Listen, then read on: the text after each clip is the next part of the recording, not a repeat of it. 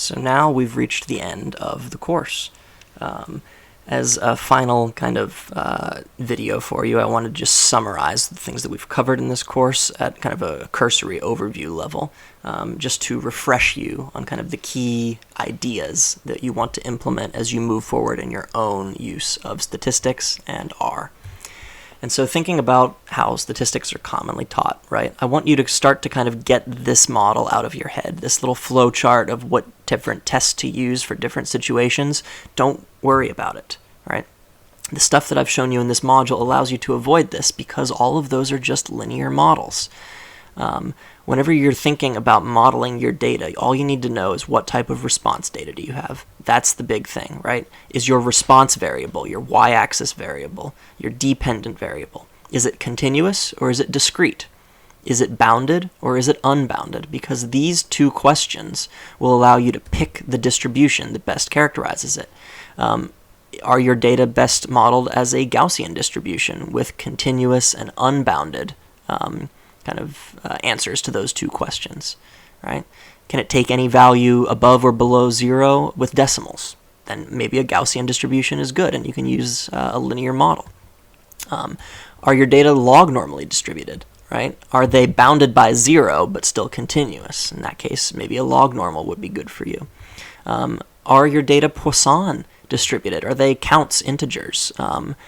No decimals and bounded by 0. In that case, maybe you want a Poisson GLM. Or if your data are binomial, either just zeros or ones or continuous proportions between 0 and 1, but still bounded in that sense. Maybe a binomial distribution is what you want when you're modeling these data.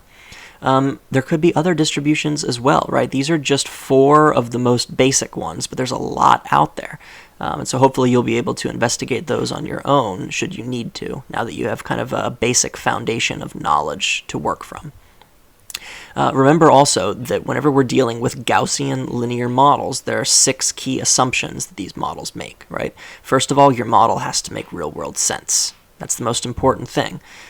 Second of all, additivity. Third, linearity. Fourth, the errors, the residuals must be independent of each other. And then fifth, you need equal variance of the residuals, which is called homoscedasticity.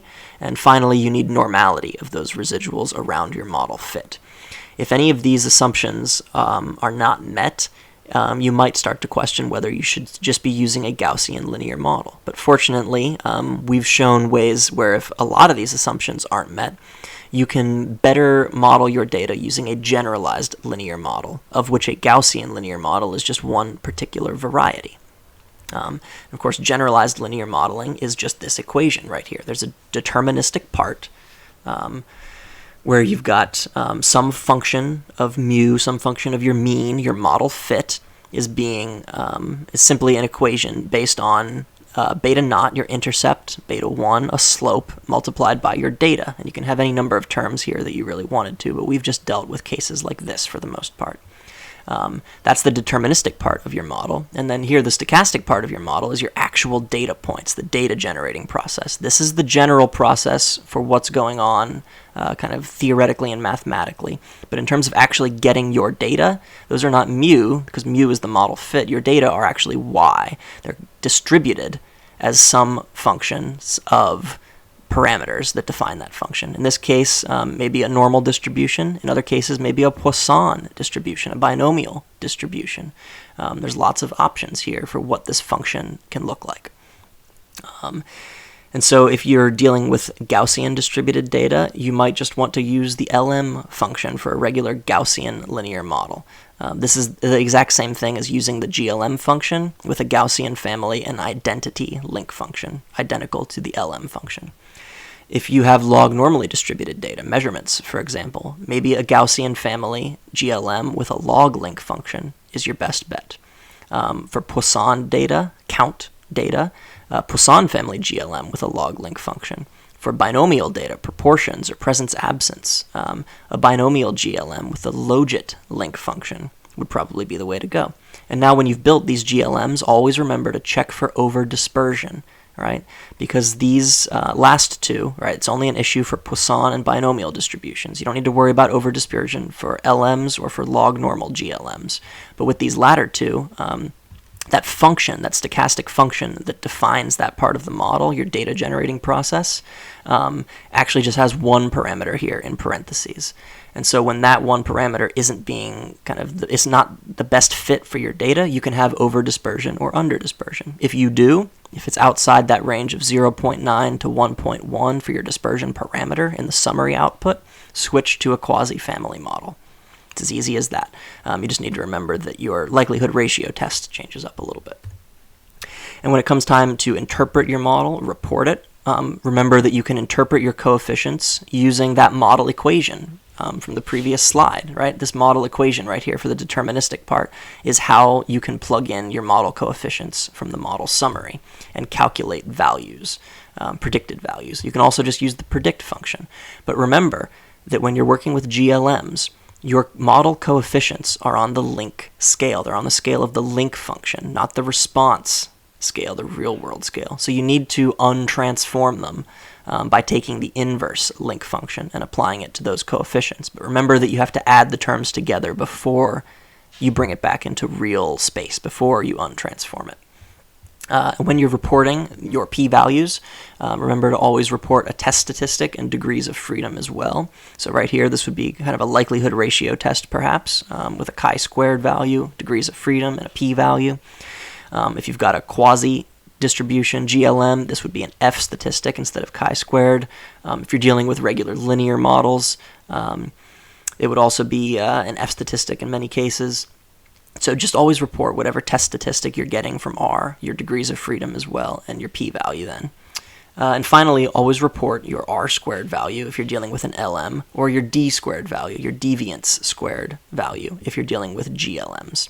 A d-squared of 0.84, for example. This is what that would look like. Remember to always report this, because just because you've got an unlikely result doesn't mean that it's actually practically meaningful, right? There's a difference between statistical significance and practical significance.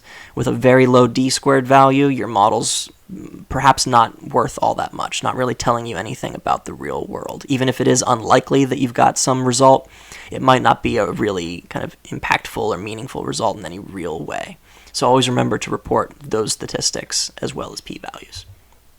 And finally, when you're troubleshooting, remember that Google is your best friend, right? Things will go wrong. You will forget exactly how to parameterize certain functions when you're working in R. You'll forget exactly what I told you here in this course about certain topics, certain types of models, whatever it may be. Google it. Don't be afraid to Google it. Nobody knows everything, right?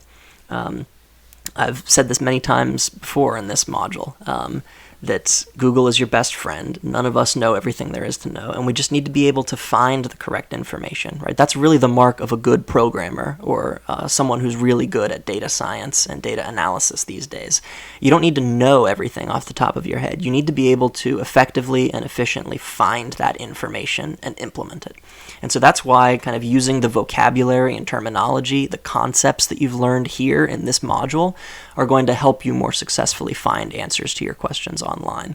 Remember the terms, remember the ideas and the concepts, because those are going to be your Google search terms.